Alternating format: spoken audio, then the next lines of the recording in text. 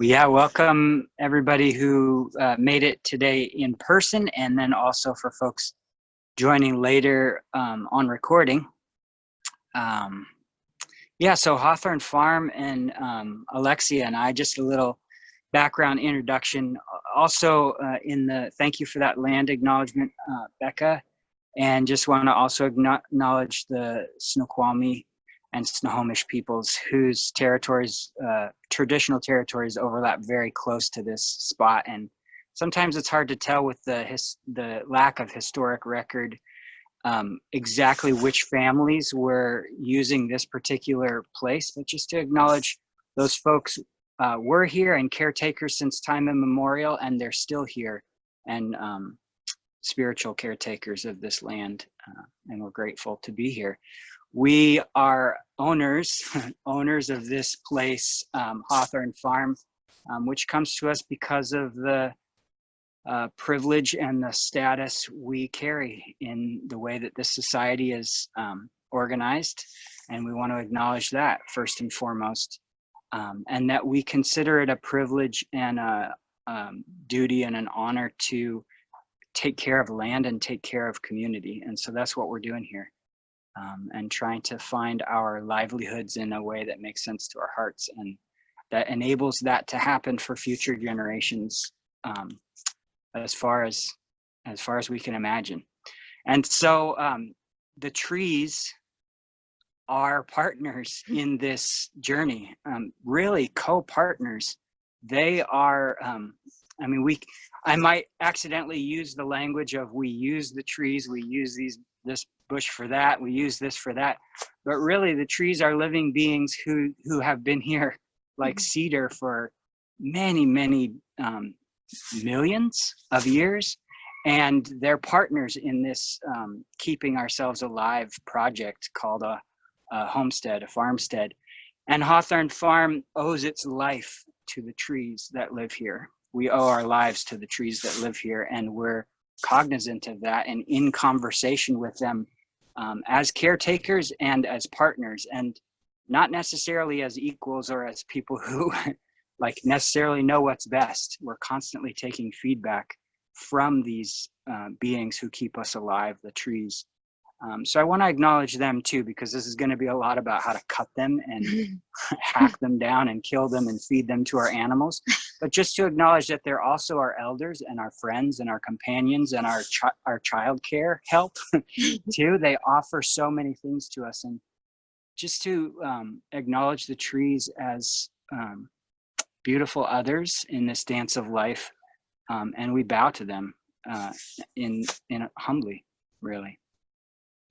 I'm sure that all of you have trees at least somewhere nearby where you live or where you go. And on the homestead, especially in our region, our bioregion, this place that has so much rain and such fertile soils and such tall forests, the trees are such a part of our daily life, from going out to sit with them in the forest to asking them for fruit. You might even see our apple trees in the background and hazels behind them, to feeding them to our animals, to asking them to be fence posts and hold up roofs and to light our fires and cook our food. We're interacting with trees many times a day, consciously and unconsciously. And so how to be in this dance of relationship with the trees and care for them is something we want to talk about today. Hawthorn Farm started about 10 years ago by Alexia as such, and about 7 years,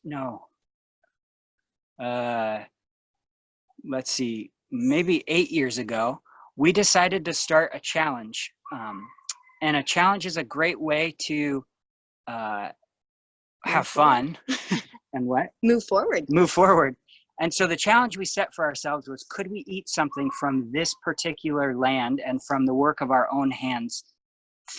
Could we eat everything in one day from the work of our own hands and from this land?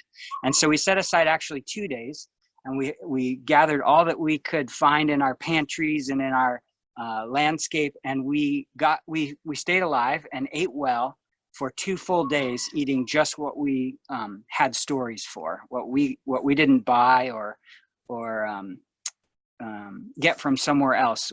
You know, we had a connection with that food, and we said that was fun. Let's try that for a week next year, and let's prepare for it.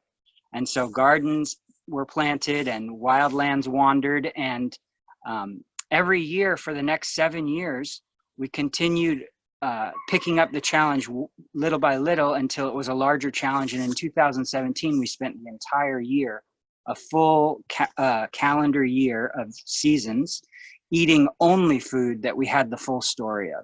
So like all hand harvested food, like it had been harvested by us or someone we knew.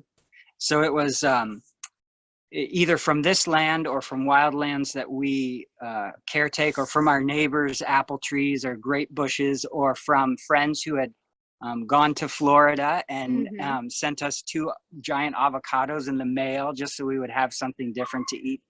And what happened over those 7 years of picking up this challenge is that our landscape became more and more looking like a homestead and a farm, and we started having like deeper relationships with all these different creatures and beings who feed us, and so thus kind of live the full story of that connection of each bite, really, of every bite, including salt from the Salish Sea, and honey from hives, and eggs from ducks and chickens, and meat from rabbits and goats, and maple syrup from those trees right over there in our forest across the street and up the road. Yeah, tapping maples. And in that pursuit, we also had to learn how to transform soil into gardens, and we had to learn how to milk goats and raise rabbits and butcher everybody, and yeah, that's part of it. And tend worms and make friends with wild songbirds, and you know, just the whole gamut. And so over these 10 years of this experiment called Hawthorn Farm, we're learning how to feed ourselves and also feed more and more of our neighborhood. We have a Friday farm stand, and we have a family of 10 people living here eating from this land now.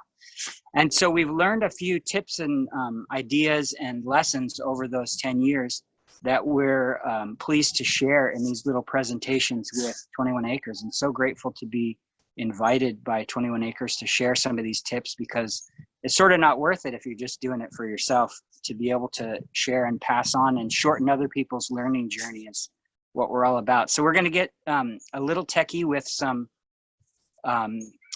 tree care ideas, some tools, and how to care for those tools, and how to use them, and how to sharpen them, and then maybe some ideas about when to cut and how to cut that you might be able to use in your landscape, home, neighborhood.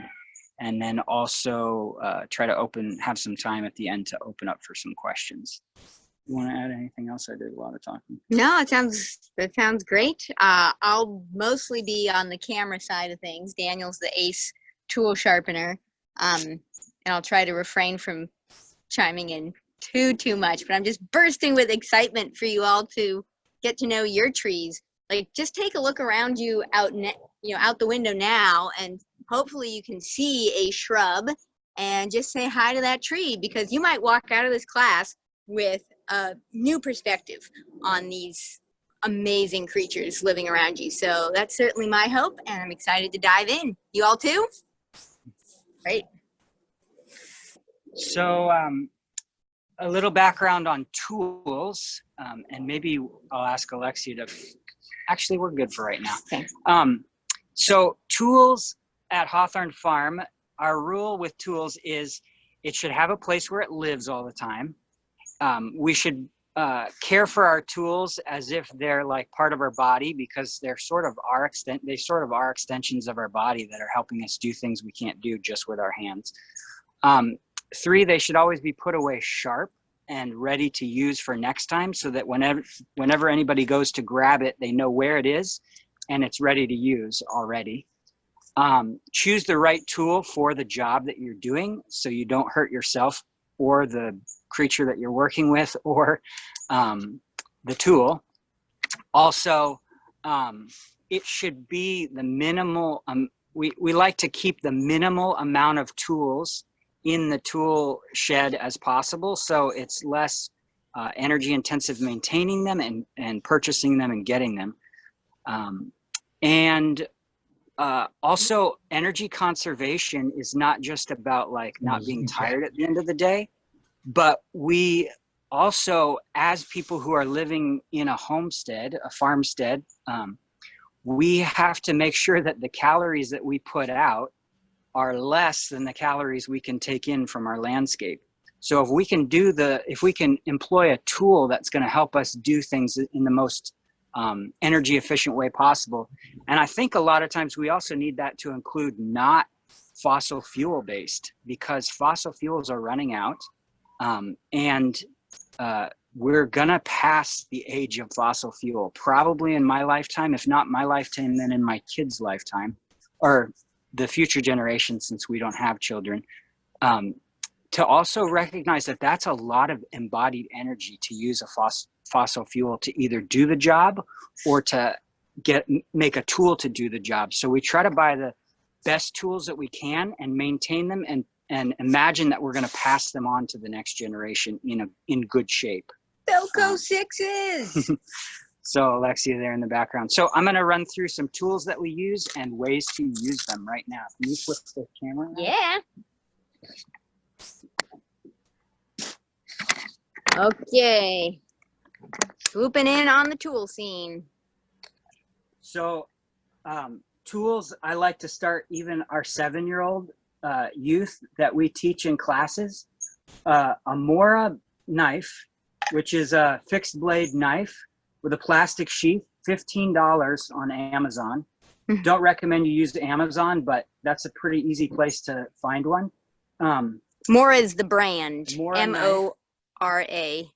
And this is a really easy knife to sharpen. I'm not going to show you how to sharpen it now, but it's a single bevel from the meat of the blade all the way down to the edge. So it's very easy to maintain and sharpen. We use these all the time for butchering and for tree care. And we have 7 and 8-year-olds, we start out using these knives. Recommend that heartily as a wood care tool. Next most common in our arsenal are these pruners. And you can see maybe you can see that's also a nice single bevel from the meat of the tool down to the blade edge. I'll explain more of why that's important later. What's that one called again? This is called an anvil pruner. The other ones are called bypass pruners, meaning that the blades slide past each other. Whereas the anvil pruner, a blade is coming down onto an anvil, kerchunk, like that. I like bypass pruners if they're nice and sharp. You can get away with a little bit more of a dull blade on an anvil pruner. Bypass pruners are the way to go, all other things being equal. So, as a nice sharp tool, really easy to cut, to prune material. And this is probably about the max I like to go with this tool. So that's probably about thumb thickness, let's say, and less with this particular tool. I have these in my back pocket. Alexia keeps hers on her sheath. They go right there and they come around with me.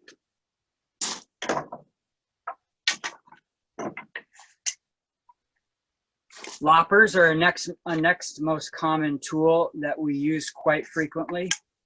Again, the bevel cutting edge, the bevel, which means the angle of that the steel is cut to, goes from the thickest part down to the thinnest part of the blade. And these are really helpful for getting more leverage on larger diameter. So we're talking thumb to about, let's say, about $50 size. Mm-hmm. So I have more leverage. Actually, I tried to go through on a branch knot, so that's not gonna, well, it'll work. So a nice clean cut, and that's about $half size. I like a long-handled one with sturdy metal, and then this one is a little bit. This one's probably $100 pair, and it was made, I think, in England. This is probably a $30 set, and these handles, I'm always worried that I'm going to break them when I get some good leverage and pressure on that.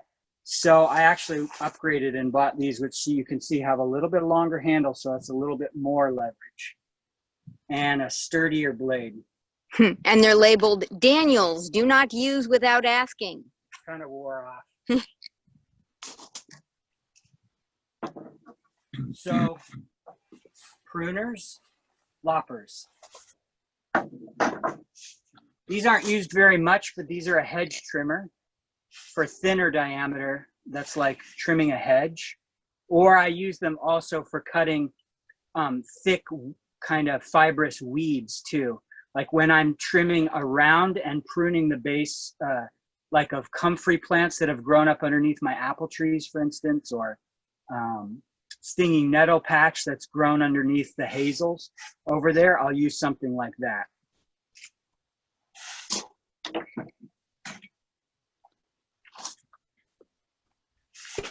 This is a folding pruning saw, and these are really helpful if I don't have, let's see, if I don't have two hands to work with. Let's say I'm climbing a tree, like I climbed to the top of that alder right there that Alexia is zooming up on. I climbed to the top of that alder free climbing, and I prune the top off with this and then drop it down. And why am I doing that? It's a little crazy, but I do that because we, every day I spend about 30 minutes working with trees, maybe an hour, to feed the goats browse. And we'll talk about more about who we're feeding and how with the tree, with the, and what trees we're working with. But this tool is really helpful for climbing. And also if I'm working on top of a ladder, or if I need to hold the branch with one hand. So that's for material about the same size as the pruners. Or the loppers? Sorry, as the loppers, thank you.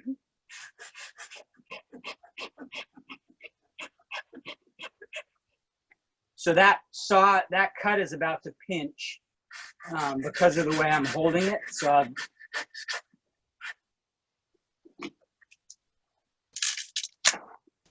you can see that pretty quick to go through that diameter material. Pruning saw. Can I give a handy hint for using a pruning saw? Sure. You hold up a branch again. If you're cutting off a branch, sometimes if there's a lot of weight on the branch, it will pinch and be hard to do.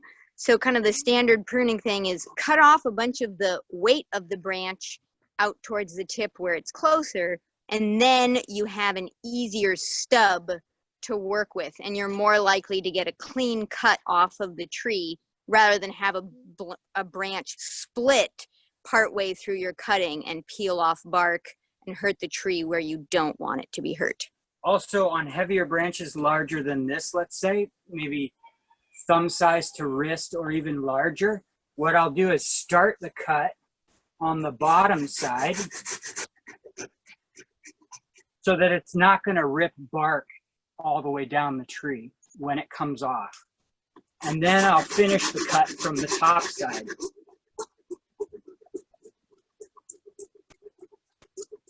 Now this one doesn't have a lot of weight because it's already been pruned and trimmed. The goats already ate the other But part. you see, then it doesn't rip the bark down and damage the tree, and hopefully leaves a nice smooth place for the tree to heal over that wound.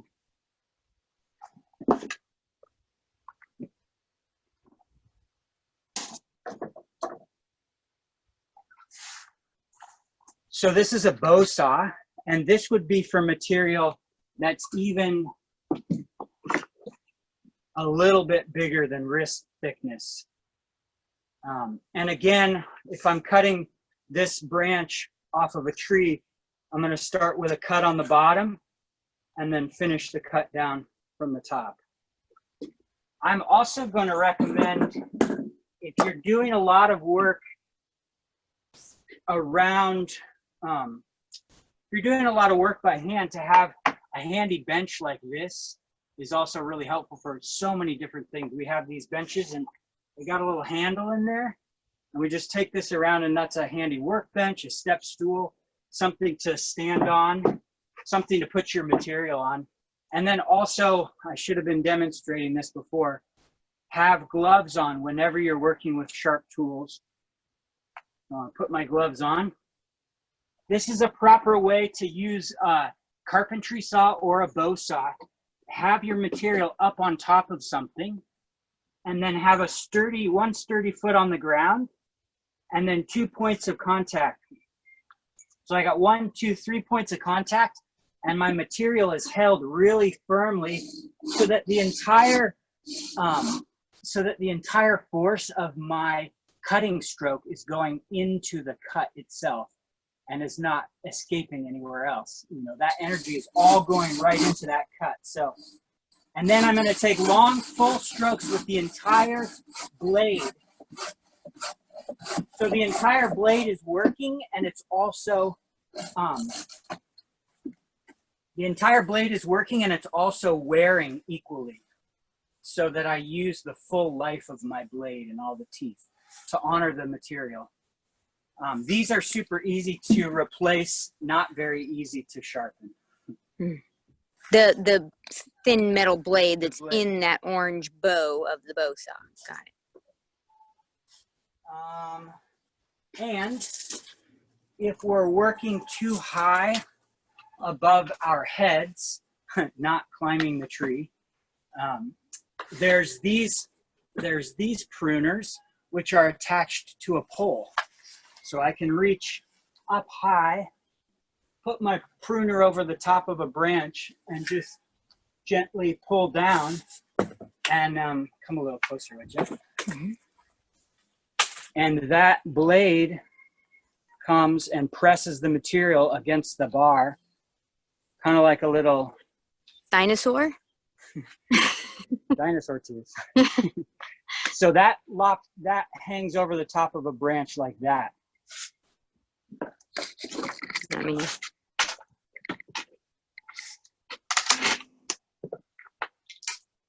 so if I got a branch up high like that I'm going to harvest for goat food, let's say, I can just go up there, tuck on it, and prune it off. The other one has the folding saw effect, but mounted on there. So I can reach up about, let's say, 8 feet above my own head, and I can saw a nice thick branch off with that saw. I'm not going to demo that one too hard right here, but that's helpful. And you can replace these blades. So we've actually replaced this blade once already because we use it so much. That has a different type of pruner right there. This one's a little sticky and needs some WD-40. Yeah, it's not coming back up. Anyway, super this great one we use for the saw. Yeah, great for harvesting goat food along the edge of the road, overhanging branches, stuff like that. Maybe we pause for a second, ask if there's any questions so far. Yeah, any questions so far?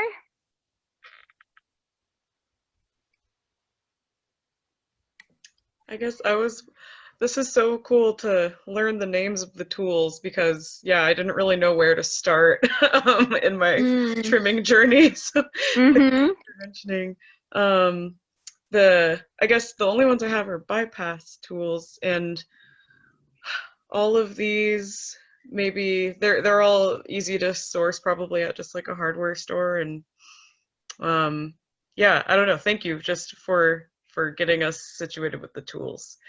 That was probably my biggest obstacle. Yeah. So those are probably my top 6 tree care tools, non-fossil fuel powered tree care tools. Any other questions at the moment, or should I continue?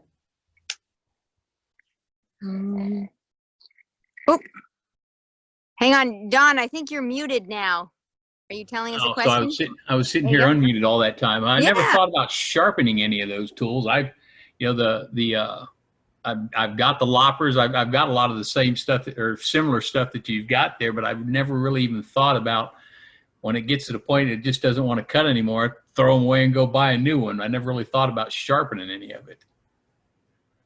Great. Well, that's a perfect segue to what I'm about to share next.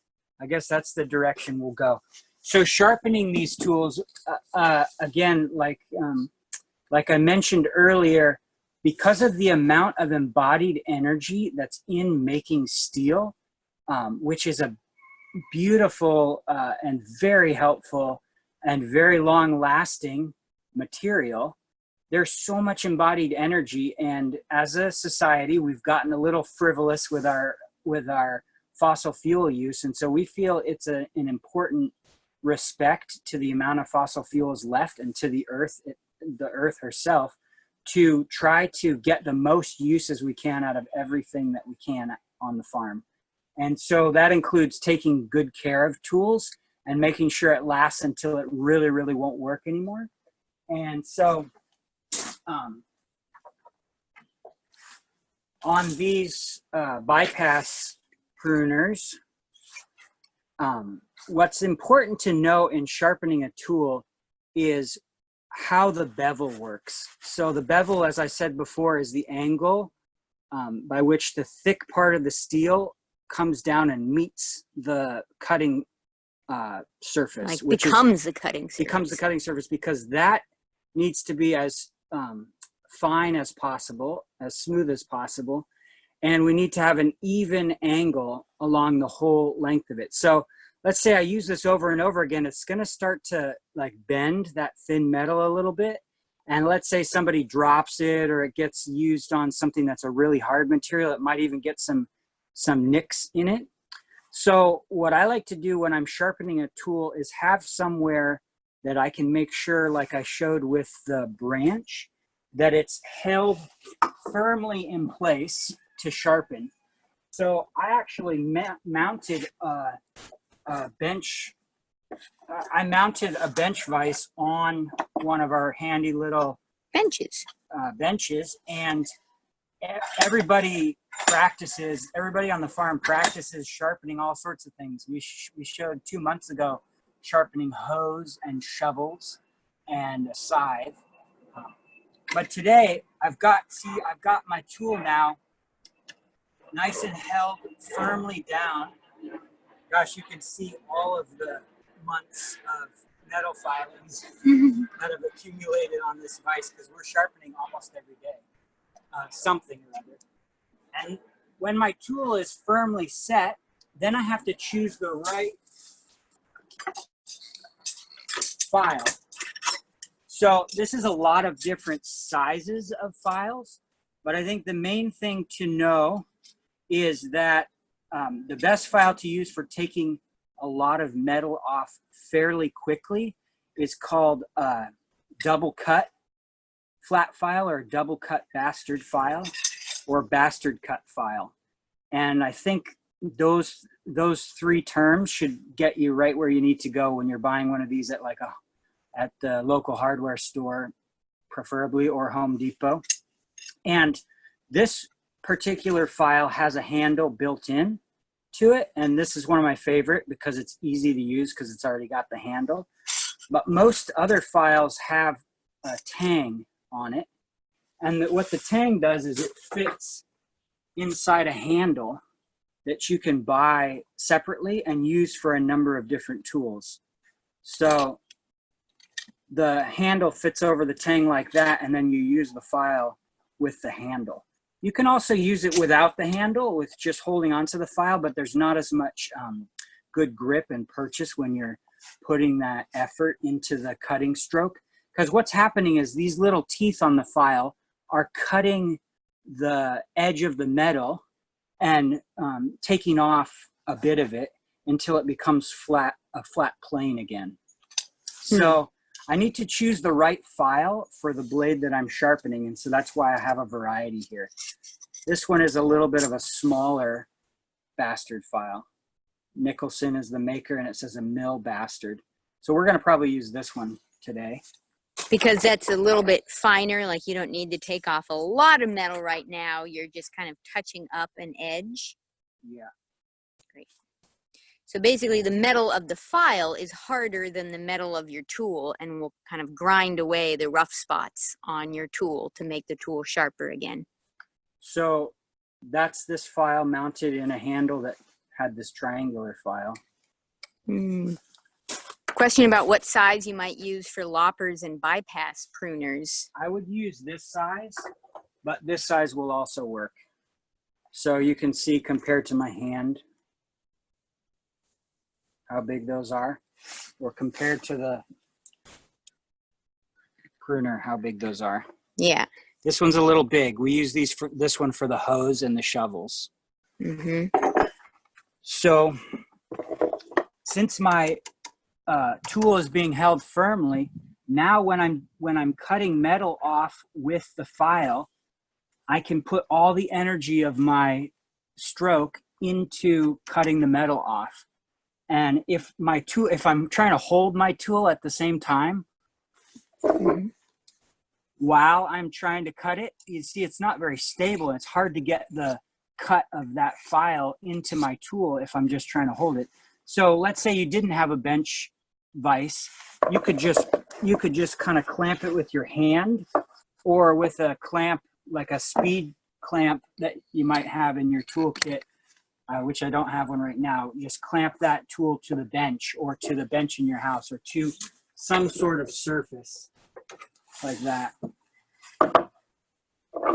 So I got my tool, and what I'm trying to do is keep the file on the same plane, and I'm gonna move my file towards the kind of into the sharp edge of the blade in strokes where I'm cutting off metal. And I can see it was darker there, and now it's getting shinier.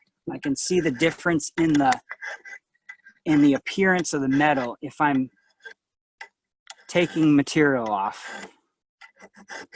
Is that visible? It's so hard to tell on a... Okay, yeah, getting thumbs up. It's been hard for me to see and to learn sharpening. What's been helpful is getting a file and just an old piece of metal and just practicing grinding a little chunk of fence post, or practicing sharpening a nail, to kind of get the concept before I tackle my blade. Also, the Felco pruners, I'm on my second blade. They actually sell replacement cutting blades, because my previous blade, I'd sharpened it so much, I was actually wearing it to the point where it wasn't effective. So I just went and I bought a replacement blade. I didn't have to buy a whole new set of pruners. So I run my finger along, and I see there's a little bit of metal called oh yeah, you can kind of see it. The burr, that when I file this down, it's going to start to curve over, and that little bit of metal accumulates on the backside kind of as a thin curl.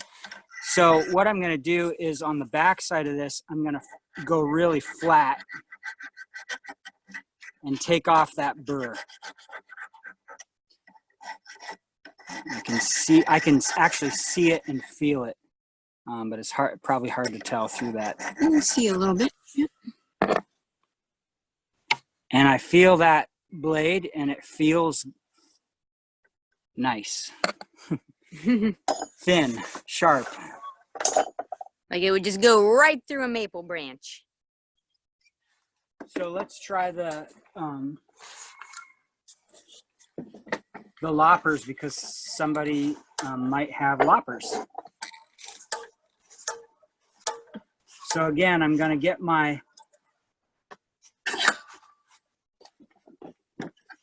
my loppers held nice and firmly. Get the the other part of the scissors out of the way, and then I can use my, fortunately this one was put away dull, so you can actually see some.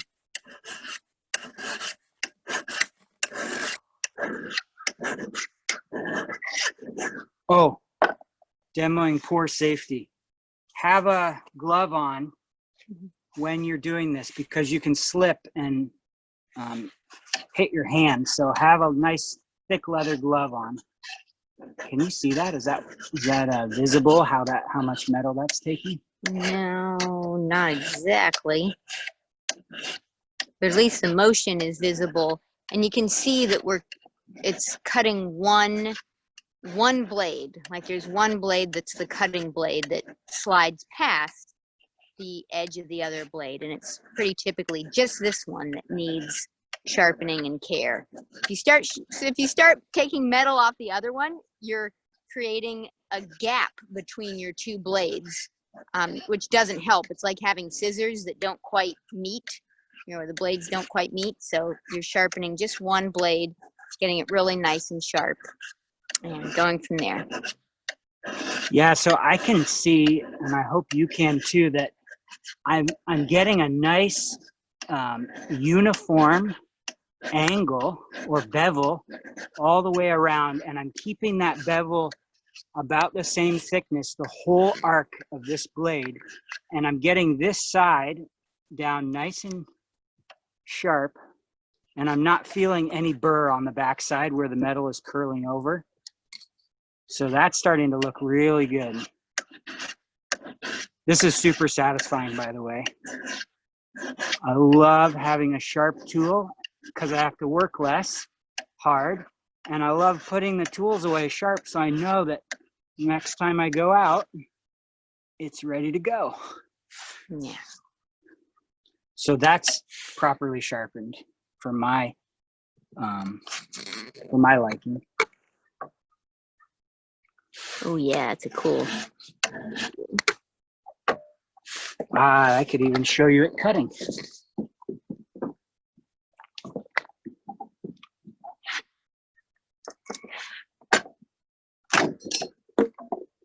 Nice. Nicely done.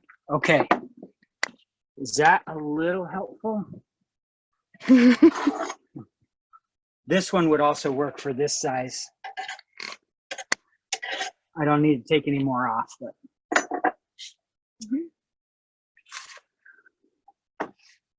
Let's see. So these teeth are much more difficult to sharpen because they're so close together. And that would be probably a very small specialty file to sharpen these teeth. So I don't often sharpen these. I actually send away for a new blade and recycle, bring this to the metal recycling. And this one doesn't have to be replaced very often. Maybe it'll last. I use it a lot. I use it maybe 3 or 4 times a week, and maybe it'll last for 2 to 5 years. So they go for a little while. But if it starts getting too hard to do the job, I switch blades or sharpen or use another tool because I don't want to work too hard. Let's see. I also wanted to show one more wood tool that we regularly use for a lot of different purposes. But maybe Alexia, show the stakes. Oh yeah. The fence posts. So here's another very common use of tree parts on our farm is these short fences work really well for rabbits, ducks, and small children. This used to be a strawberry patch, which we're letting fallow this year. But these stakes plus chicken wire, 18 inches tall, are a very common fence here. And then we also use, you probably can't see from right here, but we use these stakes quite a lot in the gardens as row markers to tell people who aren't familiar with the gardens when the planting started, like where, and don't go past any of these. Or we wrap around garden twine around areas to say, don't go in there. Those are baby plants. We don't want you to step on them. So to put a quick sharp point on this,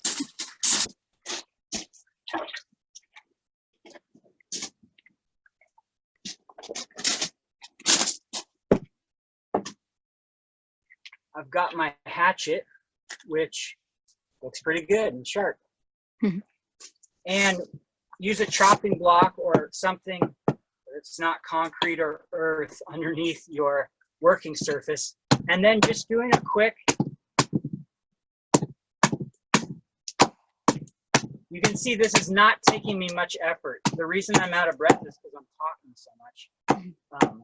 This is not hard because the tool is sharp. And so that makes it really easy when I go into my garden to pound that stake in. Let's try it right here. Make a fence or a garden marker for crop that we've just planted. So we use stakes all the time. We make hundreds of these whenever we're finished. Whenever the goats are finished eating all the browse off, or the rabbits are finished peeling the bark off, then we cut as long a length as we can out of the material and make stakes, and then we just stash literally hundreds of these in the garden shed for use. And it's actually pretty easy to also put a little writing surface on there. So if you want to label what's growing, carrots, write it with a Sharpie marker right there, planted in the end of the row. Or even better, what variety of carrots it is. So you can take good garden notes later. This is also a handy way to make stakes for tie downs, for tarps. We also use stakes when we're making our hoop houses. So, and then we also sharpen the ends of material like this when we're making trellises to hold beams. You can show some handy tree uses right here. So some other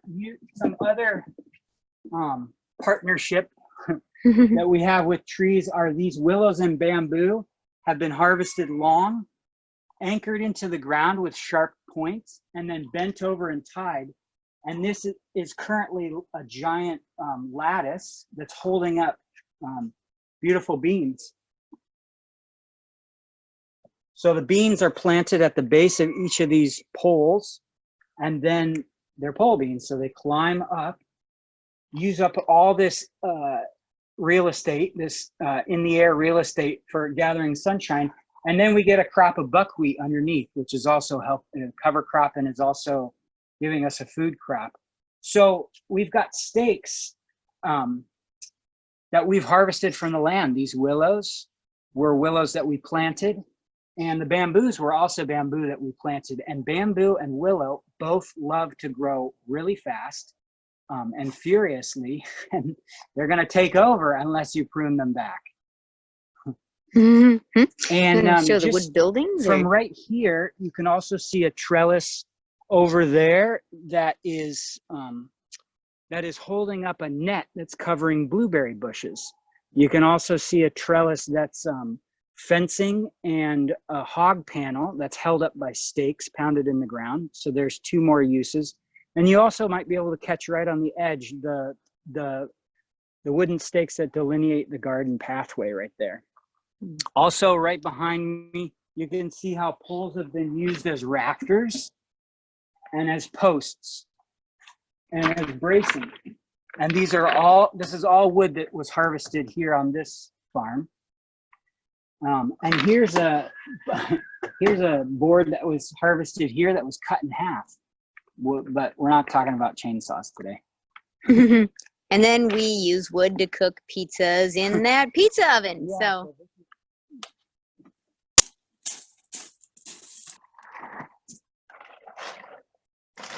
this is all the wood that's stashed here to use in the pizza oven. So I just wanted to give a few more examples of ways we partner with trees to keep ourselves alive, to allow them to help us live. Also want to mention that we every single day, like I said, we harvest a giant green wheelbarrow full. Takes me about 30 to 45 minutes of goat feed. So in order to be a proficient goat feeder, I need to know the leaves, that because goats are browsers by nature. They want to eat woody material and the leaves that are on them. I need to know what their favorites are, what they'll eat generally every day, and what they will tolerate, and then what they won't eat, and then what's poisonous for them. Those are all good categories to know, because I want to make sure that we're using the first three categories: what they love, what they're willing to eat every day, and what they will tolerate.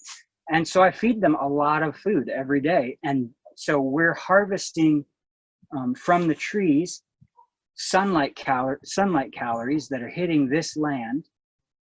Then I carry them to the goats, and they eat those, and then they produce the milk for us, make cheese and yogurt and drink milk. And so in essence, we're almost providing for most of what the goats need in any given growing season by being in relationship with the trees. So I am busy taking care of our fruit trees, taking care of the wild trees, taking care of our hedge trees, taking care of our raspberry canes. Blackberries love to grow in this region. Pretty much anybody who lives around the Pacific Northwest knows blackberries will grow anywhere, and they will take over as quick as you can. There are hardly any blackberries in our thickets because of the partnership with the goats and with their willingness to and love of blackberries.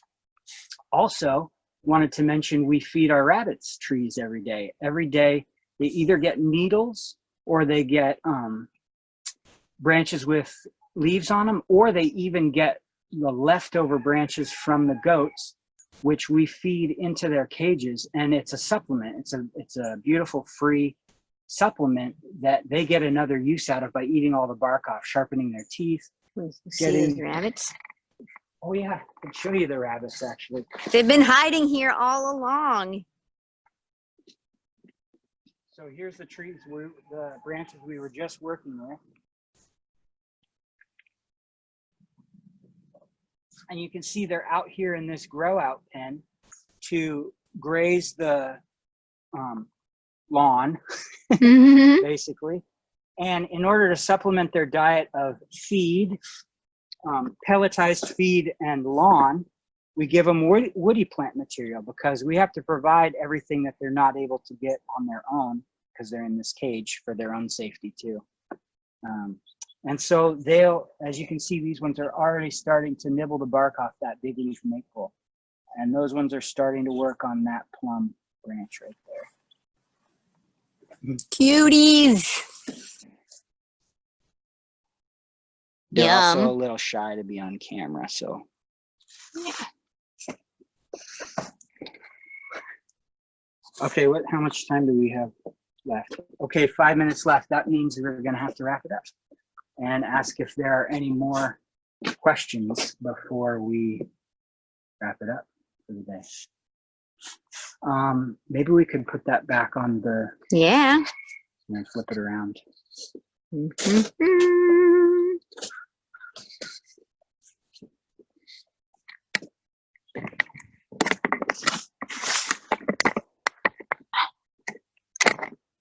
Oh my gosh. I can work pruners, but the camera's harder. All right.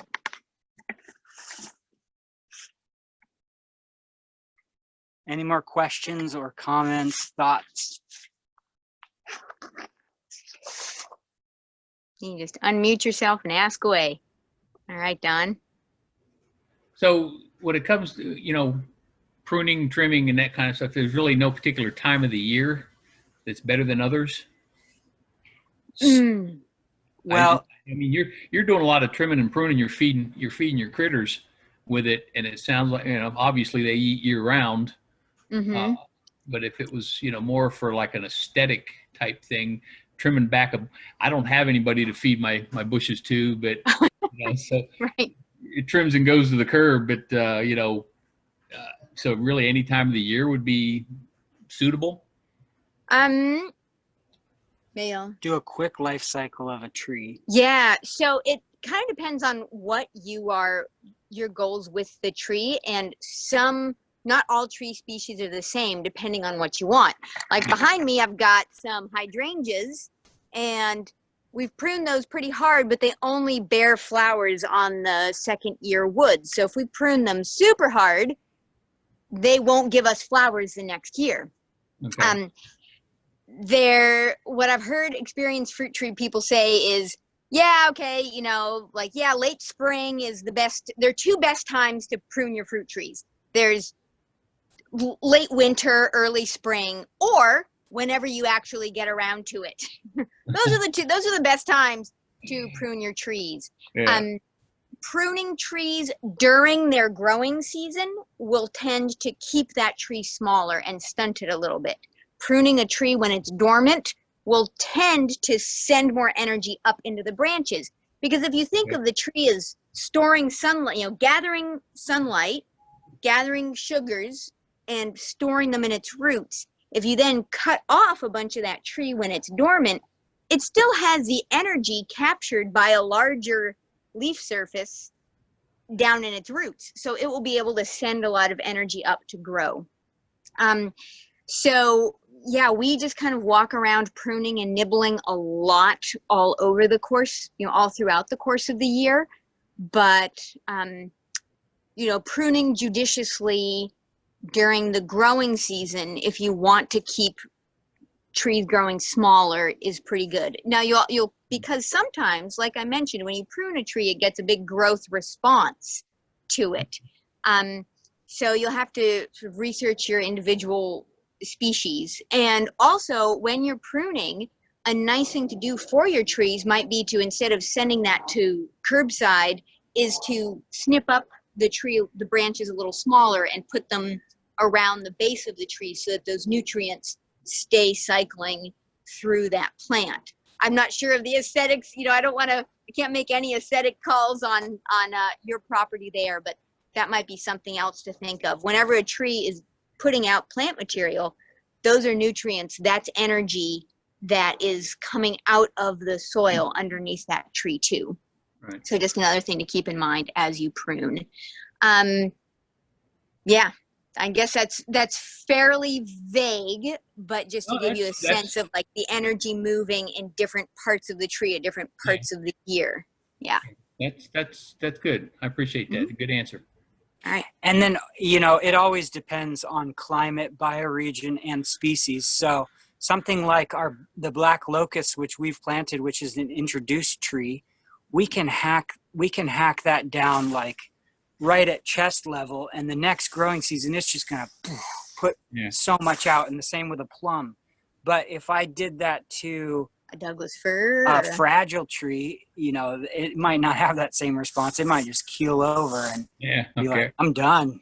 Yeah. I'm wrecked. Sorry. Mm-hmm. Got it. Appreciate it. Thank you. Yeah.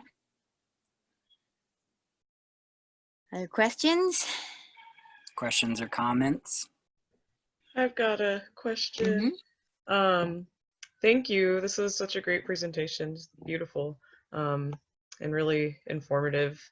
But I was wondering if this might also be depend on the specific tree, but is there a certain place that you want to put cuts?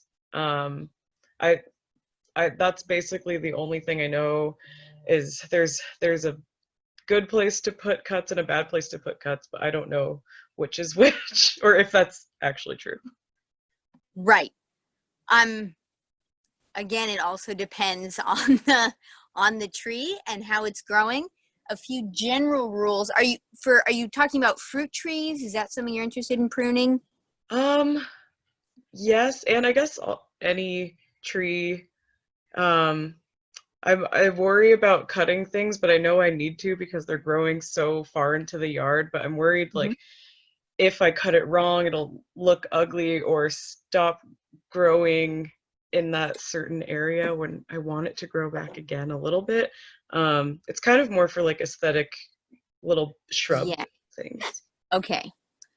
So you can experiment, and this summer is a decent time to prune, because you're less likely to get a whole bunch of like new, what are called water sprouts coming up, a whole bunch of new growth coming up. So some very general rules for pruning are, and this is what we use even when we're harvesting goat food. We're like, wow, we need to feed the goats, but that's also just extra motivation to caretake the trees. Take out anything that is dead, diseased, or deranged. Anything that's like, where the branches are crossing each other or rubbing together, or there's a tree or a branch is kind of growing at a weird angle, like, nip that out. So you're pretty safe taking out the 3 Ds, the dead, diseased, and deranged. Also, I try to prune to an outward facing bud, because trees like to grow out. So here are some buds on this. Let's say the middle of the shrub is over here. And I want to prune so that that bud is ready to grow away from the center of the tree.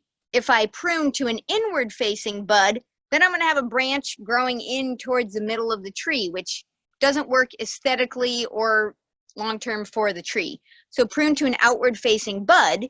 And fruit trees at least get pruned pretty hard. You can always take off more. It's a little hard to put stuff back. So I usually prune like everything that I'm sure needs to come out.